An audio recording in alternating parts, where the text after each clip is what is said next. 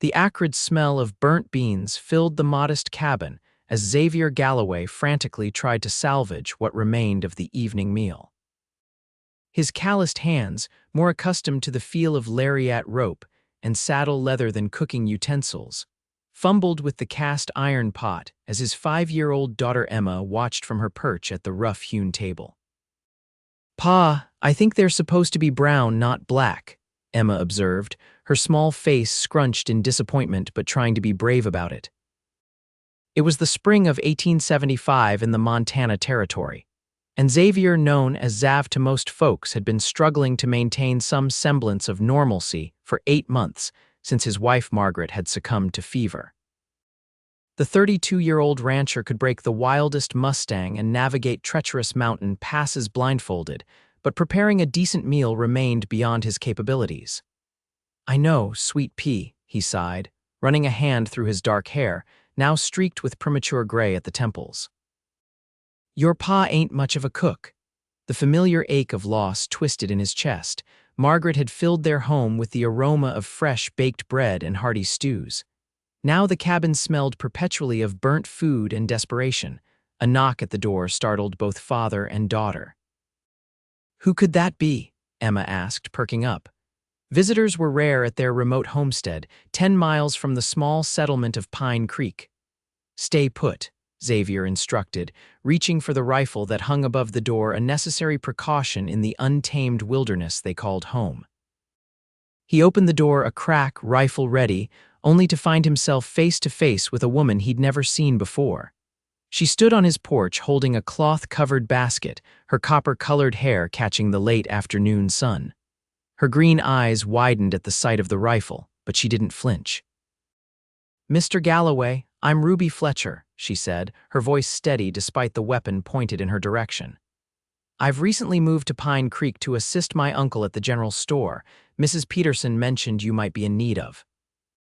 She paused, her nose wrinkling slightly at the burnt smell wafting from inside. Some assistance with meals. She lifted the cloth covering her basket, revealing several loaves of freshly baked bread, and offered a tentative smile that transformed her face from merely pretty to radiant. Xavier lowered his rifle, suddenly aware of his disheveled appearance shirt stained with bean juice, 3-day stubble darkening his jaw. "Mrs. Peterson should mind her own business," he grumbled, though without real heat. "Pa, who is it?" Emma called, her curiosity overcoming her father's instruction to stay put. She appeared at his side, gazing up at the stranger with unconcealed interest. Ruby's smile widened as she knelt to Emma's level. "Hello there. I've brought some bread. Would you like to try it?" The girl nodded eagerly, and Xavier reluctantly stepped aside to allow Ruby entry. As she crossed the threshold, the smell of fresh bread temporarily overcame the burnt beans, bringing with it a whisper of the home that once was. Xavier watched as Ruby set her basket on the table, noticing the grace with which she moved. She wasn't wearing the elaborate fashions of city women, just a simple blue calico dress that had seen its share of work, but she carried herself with quiet dignity. "I hope I'm not intruding," Ruby said, glancing at the blackened pot on the stove. "I've just arrived last week and I'm trying to get acquainted with the community. Your name came up as someone who might appreciate." She hesitated, searching for a diplomatic phrase. "A meal that ain't burnt beyond recognition," Xavier supplied wryly. Ruby laughed, a warm sound that seemed to brighten the dreary cabin. "I was going to say a neighborly gesture, but yes, that too." Emma had already helped herself to a slice of bread, her expression one of pure bliss as she chewed. "Pa, it's so good," she exclaimed through a mouthful. "Emma Margaret Galloway, where are your manners?" Xavier scolded gently. Ruby waved away his concern. "Please let her enjoy it." "There's nothing more gratifying than seeing someone appreciate your cooking." Xavier studied Ruby more carefully. She appeared to be in her mid-20s, with a sprinkling of freckles across her nose and a quiet confidence in her bearing. There was something about her that spoke of resilience, of having weathered storms of her own. "What brings you to Pine Creek, Miss Fletcher?" he asked, emphasizing her unmarried title with a hint of suspicion. Single women didn't often venture to frontier territories without compelling reasons. "It's Mrs. Fletcher, actually," Ruby corrected him, a shadow crossing her features. Though my husband has been gone for over 2 years now, influenza. Xavier's suspicions softened into understanding. I'm sorry for your loss, as I am for yours, she replied simply. Mrs. Peterson mentioned your circumstances. I hope you don't mind, Xavier sighed. Mrs. Peterson, the storekeeper's wife, meant well but had the loosest lips in the territory. Seems the whole town knows my business. It's not gossip when people care, Ruby pointed out gently. Small communities look after their own. Emma tugged at Ruby's dress. Could you teach Pa to make bread like this? He tries real hard, but everything tastes like charcoal. Xavier felt his face warm with embarrassment, but Ruby didn't laugh at his expense. I'd be happy to show both of you, she offered. Cooking isn't difficult once you learn the basics. Xavier's pride warred with practicality. He'd been struggling for months, and Emma deserved better than his culinary disasters. We couldn't impose, he said half-heartedly. It's no imposition. Ruby looked down at her hands, suddenly vulnerable. I miss having someone to cook for. My uncle is grateful for my help at the store, but he's perfectly content with his bachelor ways and basic meals. The honesty in her admission disarmed Xavier completely. Here was someone who understood loss, who knew the emptiness of cooking for one when you were accustomed to caring for family. We'd be much obliged, he finally said, though I warn you I'm a lost cause in the kitchen. Ruby's smile returned, warming her eyes. I don't believe in lost causes, Mr. Galloway, just people who haven't found the right teacher yet. And so began a tentative arrangement. Ruby would come by 3 times a week to teach Xavier and Emma the fundamentals of cooking. She refused payment, insisting that the company and purpose were compensation enough. Instead, Xavier offered to help with any repairs needed at her uncle's store or home, a fair trade of skills. On her first official visit, Ruby tackled the basics of a hearty beef stew. She arrived with a basket of ingredients and immediately took charge of Xavier's chaotic kitchen. First rule of cooking, she explained, rolling up her sleeves, is preparation. Everything needs to be ready before you start. Xavier watched her efficient movements as she laid out carrots, potatoes, onions, and beef on his worn countertop. There was something mesmerizing about her quiet competence. Here, she said, handing him a knife, you're going to learn to cut vegetables properly. His large hands dwarfed the knife, and his first attempts at chopping were clumsy and uneven. Ruby didn't criticize. Instead, she placed her hand over his, guiding his movements. Steady and deliberate, she instructed. Cooking isn't so different from ranch work in that regard. Patience and attention to detail make all the difference. Xavier was acutely aware of her proximity, of the light floral scent that clung to her hair, of the softness of her hand over his weathered one. It had been so long since he'd experienced a woman's touch that wasn't his daughter's childish embrace, and the realization left him flustered. Emma, perched on a stool, watched with fascination as Ruby demonstrated how to brown the meat properly. Ma used to hum when she cooked, she commented innocently. Xavier tensed at the mention of Margaret, but Ruby took it in stride. Did she? What songs did she like to hum? As Emma launched into a detailed description of her mother's favorite tunes, Xavier marveled at Ruby's grace in handling the situation. She didn't shy away from Margaret's memory or try to change the subject. Instead, she gave Emma space to remember her mother fondly. Your ma sounds like she was a wonderful woman, Ruby said when Emma finished. I bet she'd be proud of how you're helping your pa learn to cook. Emma beamed at this, and Xavier felt a surge of gratitude toward Ruby for her sensitivity. The stew simmered slowly, filling the cabin with savory aromas that banished the lingering smell of Xavier's culinary failures. As they waited for it to cook, Ruby taught Emma how to make a simple apple cobbler for dessert. When they finally sat down to eat, Xavier took his first bite with trepidation. His eyes widened in surprise at the rich flavors that flooded his mouth. This is mighty fine, he admitted. You did most of the work, Ruby reminded him. I just guided you. Can Mrs. Fletcher come every day? Emma asked, her bowl already half empty. Xavier glanced at Ruby apologetically. Emma, that would be asking too much. Ruby considered for a moment. I can't come every day, but perhaps we could expand our arrangement a bit. What if I prepare some meals in advance for you to heat up on the days I'm not here, and in exchange, perhaps you could help me with something? Name it, Xavier said, perhaps too quickly. My uncle mentioned that you raise horses. I need a gentle mount for getting around. Something steady but not too spirited, my riding skills are. She gave a self-deprecating smile, somewhat limited. Xavier nodded thoughtfully. I have a few horses that might suit. There's a bay mare, 7 years old, with the sweetest disposition you'll ever find. She's yours if you want her. I couldn't possibly accept a horse in exchange for cooking lessons, Ruby protested. Consider it payment for feeding us, Xavier countered. It's a fair trade. And so their arrangement expanded. Over the following weeks, Ruby became a regular presence at the Galloway homestead. She arrived each time with new recipes and infinite patience, guiding Xavier through the fundamentals of cooking while sharing stories with Emma. Xavier learned that Ruby had grown up in St. Louis, the daughter of a schoolteacher and a carpenter. She had married young to Thomas Fletcher, a dry goods merchant with dreams of expanding westward. They had been planning their move to Montana when influenza swept through their community, taking Thomas and leaving Ruby a widow at 25. I decided to make the journey anyway, she explained one evening as they sat on the porch after Emma had gone to bed. Thomas had already corresponded with my uncle about partnering in the store. It seemed like honoring his memory to follow through with our plans. Xavier admired her courage. It couldn't have been easy making that journey alone. Ruby gazed out at the darkening landscape, the rolling hills silhouetted against the twilight sky. Nothing worth doing is ever easy, she said softly, but I've found that the difficult path often leads to unexpected blessings. Their eyes met briefly, and Xavier felt something stir within him, a feeling he'd thought long buried with Margaret.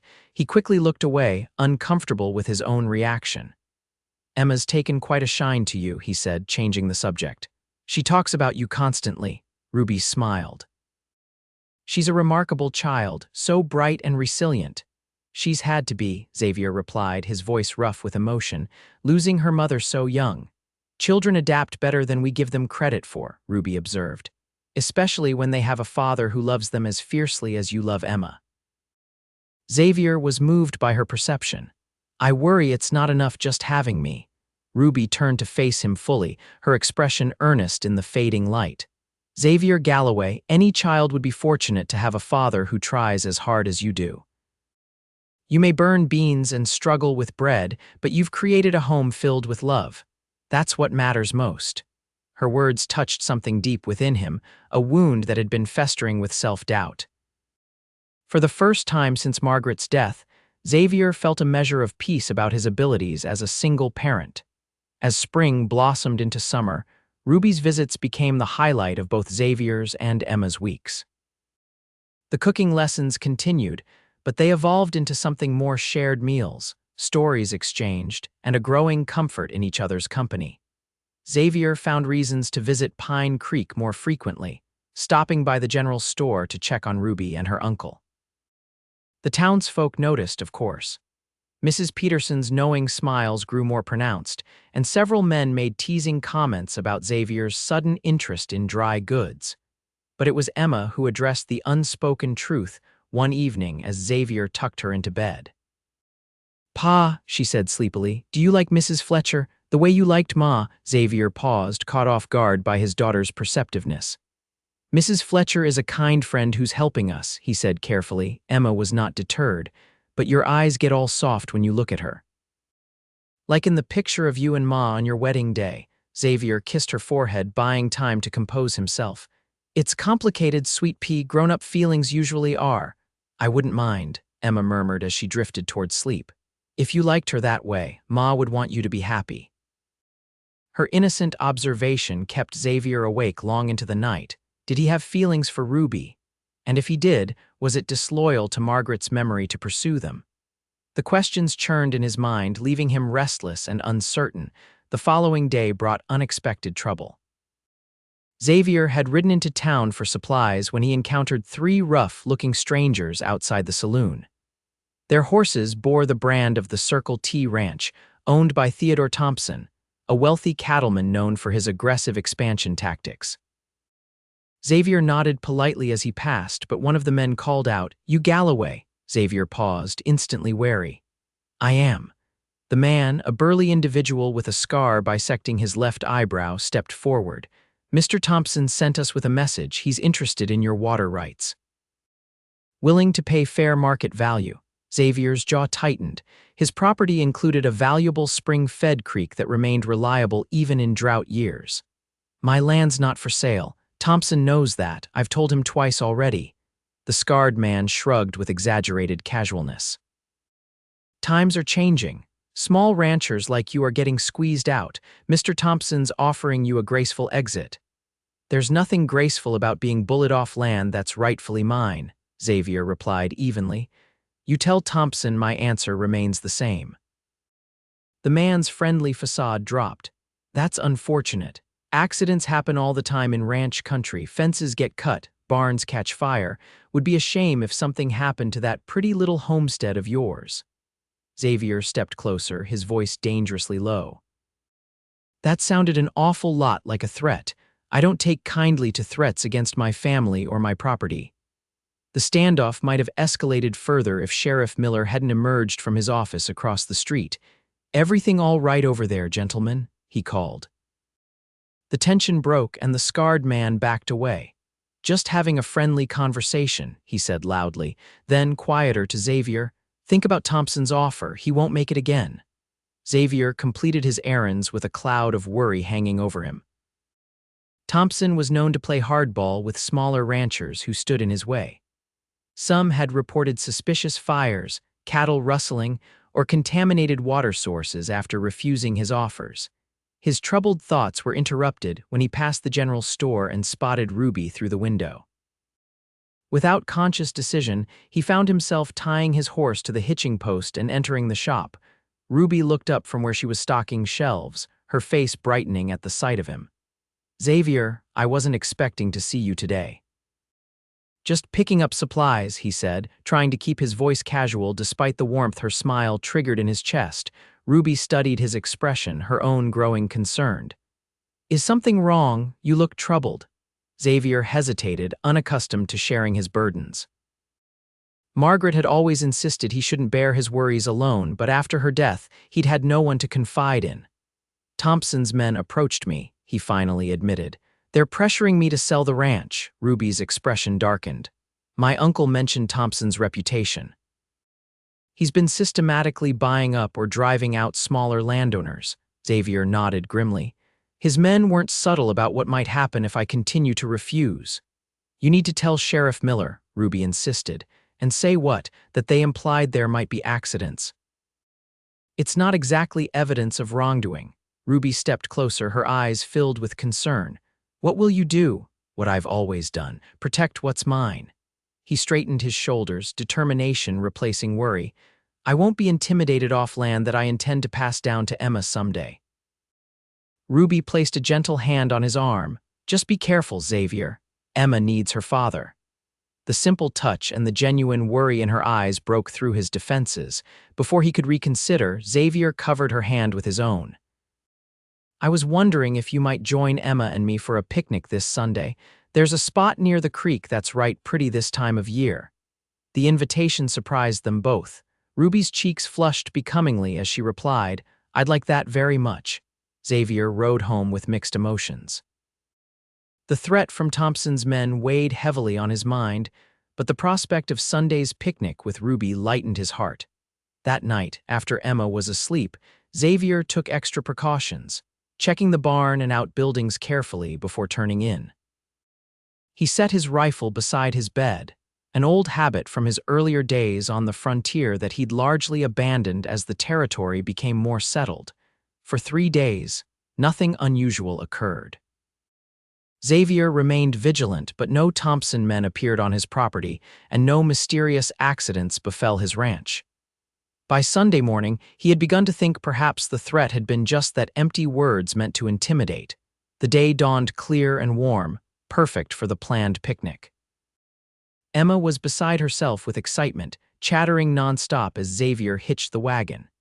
Do you think Mrs. Fletcher will like my new hair ribbons? Will she bring her apple pie? Can we show her where the wild strawberries grow? Xavier smiled at his daughter's enthusiasm. Slow down, sweet pea.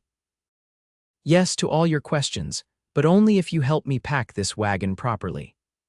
They drove into town to collect Ruby, who was waiting outside her uncle's house with a large basket. She wore a yellow dress that complemented her copper hair and a wide-brimmed hat to shield her fair skin from the sun. Emma waved frantically as they approached. "Mrs. Fletcher, we're going to have the best picnic ever," Ruby laughed as Xavier helped her into the wagon. With that kind of welcome, how could it be anything else? The drive to Xavier's chosen picnic spot took them along the creek that ran through his property. Cottonwood trees provided dappled shade, and wildflowers dotted the grassy banks. It was a peaceful setting that showcased the natural beauty of the Montana landscape. "It's breathtaking," Ruby said as Xavier helped her down from the wagon. "No wonder you fought to keep this land." Xavier's chest swelled with pride. "My father staked this claim when I was just a boy, said he'd never seen water so clear or grass so sweet, built the cabin with his own hands." They spread a blanket beneath a large cottonwood and unpacked their feast-fried chicken that Xavier had managed not to burn, much to his pride.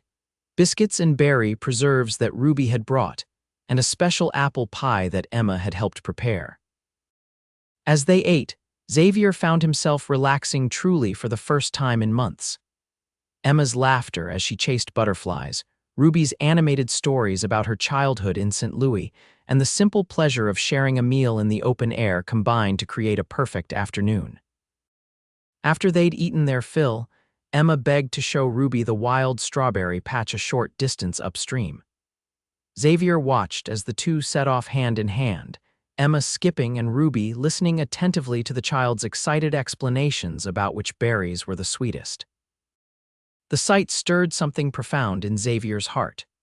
Ruby fit so naturally into their lives, bringing light and warmth back into a world that had grown cold and dim after Margaret's passing. When they returned, Emma's hands stained red with berry juice. Xavier had made his decision.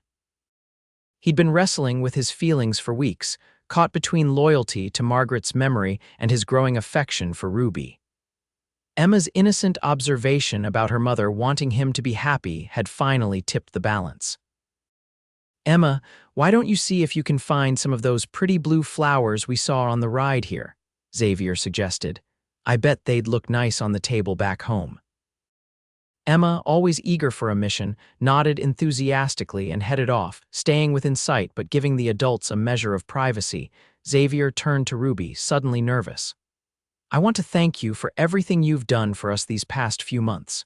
Ruby shook her head. "There's no need for thanks. I've enjoyed every minute. Even teaching a hopeless case like me to cook," he asked with a self-deprecating smile. "Especially that," she replied, her eyes twinkling. "Your determination is admirable even if your first attempts were." She searched for a diplomatic word, memorable. They both laughed, and in that moment of shared humor, Xavier found his courage.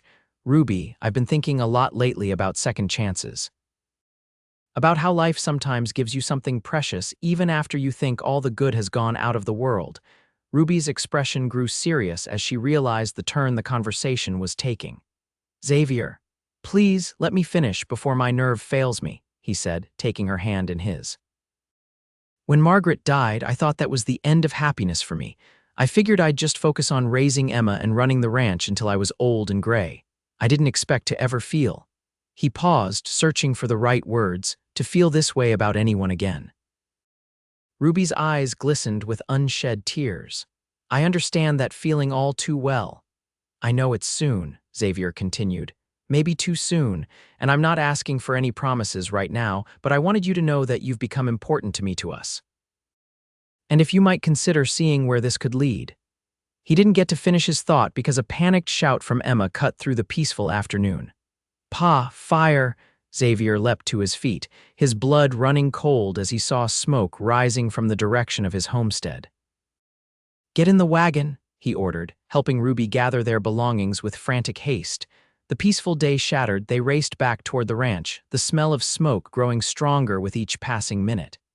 As they crested the final hill, Xavier's worst fears were confirmed. The barn was ablaze, flames licking hungrily at the dry timber. "Stay in the wagon," he commanded as he jumped down and ran toward the inferno. His horses were still inside, valuable animals that represented years of careful breeding, not to mention his livelihood. "Be careful." Ruby called after him, holding a terrified Emma close. Xavier grabbed a bandana from his pocket, soaked it in the water trough, and covered his nose and mouth before plunging into the smoke-filled barn. The heat was intense, the air thick and choking. He could hear the panicked whinnies of the trapped horses. Working quickly, he threw open the stall doors, slapping the frightened animals on their rumps to drive them outside. One by one, the horses bolted for safety, all except for Duchess, the pregnant mare who was too terrified to move. Xavier approached her carefully, speaking in soothing tones despite the urgency of the situation. "Easy, girl. We need to get you out of here." A burning rafter crashed down nearby, sending sparks flying. Duchess reared in panic, nearly striking Xavier with her hooves. He dodged and tried again, grabbing her halter and tugging firmly. This time she followed, her fear of the strange human outweighed by her terror of the growing flames. They had nearly reached the door when another section of the roof collapsed, blocking their path. Xavier's lungs burned as he searched desperately for another way out. The side door, rarely used but still functional, offered their only hope. He led Duchess through the thickening smoke, praying the old hinges wouldn't be rusted shut. To his immense relief, the door opened with a protesting creak. They stumbled out into the fresh air just as the main structure of the barn gave way with a thunderous crash. Xavier led Duchess to the corral where the other horses had gathered before collapsing to his knees, coughing violently. Ruby was at his side in an instant, supporting him as Emma watched wide-eyed from the wagon. "Are you hurt?" Ruby demanded, her hands frantically checking him for injuries. "Just smoke," he managed between coughs, "got all the horses out." Ruby helped him to the water trough where he doused his soot-streaked face and took several deep gulps of water. As his breathing steadied, fury replaced adrenaline. "Thompson," he growled. "This has his brand all over it." "You don't know that for certain," Ruby cautioned, though her tone suggested she shared his suspicion. "3 days after his men threatened me, my barn mysteriously catches fire in the middle of the day." Xavier shook his head grimly. "That's no coincidence." Emma had climbed down from the wagon and now pressed against her father's side. "Pa, I'm scared. Will they come back?" Xavier knelt down to her level, his expression softening. "Don't you worry, sweet pea. No one's going to hurt us, I promise." But as he looked at the smoldering ruins of his barn, a structure his father had built, and that had stood for over 20 years, Xavier knew the threat was far from over. Thompson was sending a message, and it was one Xavier couldn't ignore. That evening, after ensuring Emma was safely asleep, Xavier and Ruby sat at the kitchen table discussing their options. Ruby had insisted on staying to help, and Xavier was too exhausted and worried to argue. "You should report this to Sheriff Miller," Ruby urged. "This is arson, plain and simple." Xavier rubbed his tired eyes. "And what proof do I have? Thompson will have made sure his men can't be connected to this." "So what's your plan? Wait until they burn down your house next." The bluntness of her question struck home. Xavier had been thinking defensively, but Ruby was right. He needed to take action before the situation escalated further. "Tomorrow I'll ride into town, talk to the sheriff," he conceded, "but I don't expect much to come of it." Ruby reached across the table to take his hand. "What you need is allies, other small ranchers who have been pressured by Thompson. Together, your voices might carry more weight." Xavier considered this thoughtfully. "Bill Harrington and Joe Mercer have both mentioned Thompson trying to buy them out, and there are others." "Strength in numbers," Ruby nodded. "Thompson only has power because he isolates his targets if you stand together." Xavier squeezed her hand gratefully. "You're a wise woman, Ruby Fletcher." She blushed slightly at the compliment. "I should go, my uncle will be worried." "Stay," Xavier said impulsively. "It's too dangerous to travel at night, especially with Thompson's men possibly still around. You can take my bed. Emma and I will bunk in her room." Ruby hesitated, clearly conscious of propriety. "Please," Xavier added, "I'd rest easier knowing you're safe." She finally agreed, and Xavier provided her with one of his clean shirts to sleep in. As he prepared to leave her in his room, Ruby called his name softly. "About what you were saying at the picnic before we were interrupted," she began. Xavier tensed, uncertain whether he wanted to revisit that vulnerable moment now. With the day's chaos still raw, Ruby continued, her voice steady despite the faint tremble in her hands. "I feel the same way, about second chances, about you." The simple admission flooded Xavier with warmth despite the day's disasters. He stepped closer, drawn by something stronger than caution or convention. "Ruby," he breathed, reaching out to touch her cheek gently. She leaned into his touch, her eyes closing briefly. When they opened again, they held a mixture of tenderness and determination. "We'll face Thompson together, whatever comes." Xavier was moved beyond words by her loyalty. This woman who had entered their lives with nothing more than bread, and a smile, was now pledging to stand with him against a powerful enemy. Impulsively, he leaned down and pressed his lips to hers in a gentle, questioning kiss. Ruby responded immediately, her hands coming up to rest on his chest as she returned the kiss with equal tenderness. When they parted, Xavier rested his forehead against hers. "I never expected to find you," he whispered. "Nor I you," she replied. "But here we are." The next morning brought renewed purpose. After a hearty breakfast that Ruby prepared using the meager supplies in Xavier's pantry, they formulated a plan.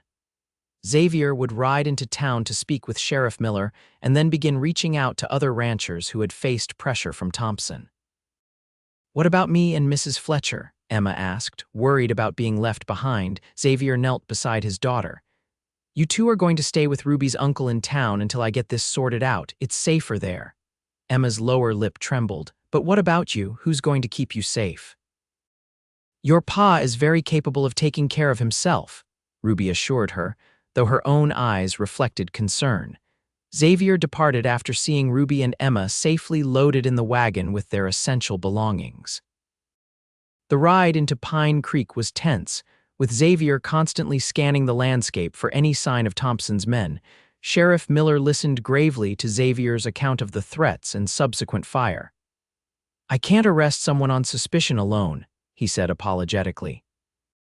"But I'll keep an eye on Thompson's men while they're in town, and I'll ride out to look at your barn, see if there's any evidence to be found." It wasn't the immediate action Xavier had hoped for, but it was a start. His next stop was the general store, where Ruby's uncle, Martin Fletcher, readily agreed to house the Galloways during the crisis. "Plenty of room upstairs," the older man assured them. "And I could use the company. Gets lonely rattling around up there by myself." With Emma and Ruby settled safely, Xavier began his campaign to rally the neighboring ranchers. To his surprise and gratification, his calls for unity were met with enthusiastic support.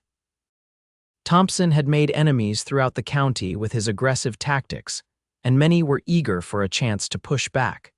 By nightfall, Xavier had secured promises from 6 other ranchers to meet the following day. They would present a united front to Sheriff Miller, demanding protection and investigation.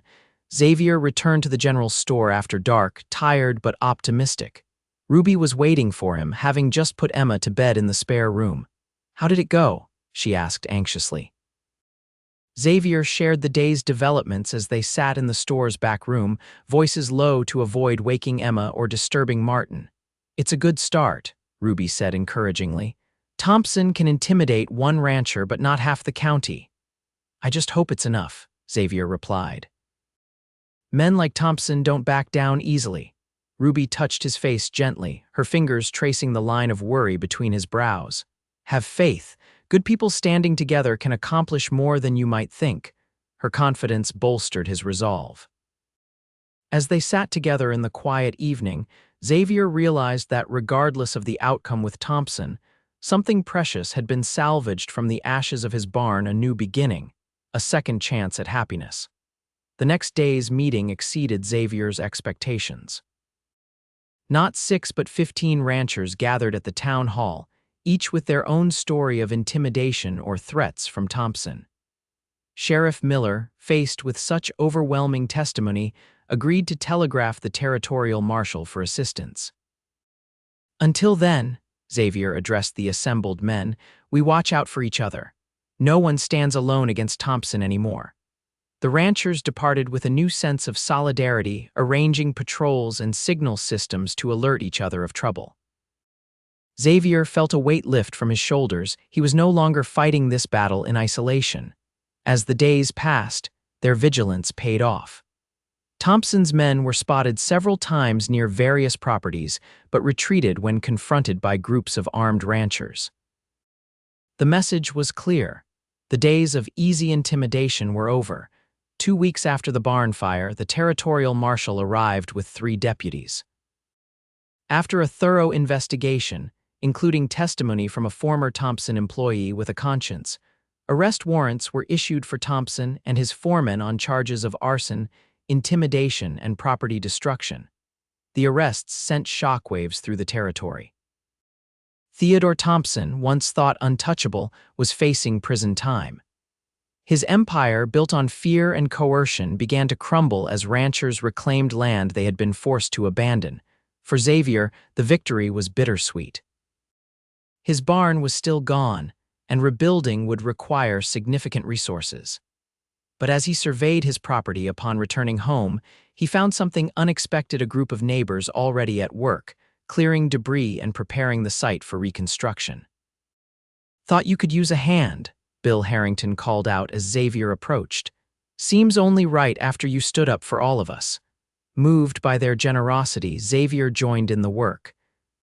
By sunset, the foundation for a new barn had been marked out, and plans made for a proper barn raising the following weekend. As the neighbors departed, Ruby appeared in the doorway of the cabin, Emma at her side. They had been cleaning and airing out the house after its 2-week vacancy. "Looks like you've started something remarkable," Ruby observed, nodding toward the cleared building site. Xavier looked at her thoughtfully.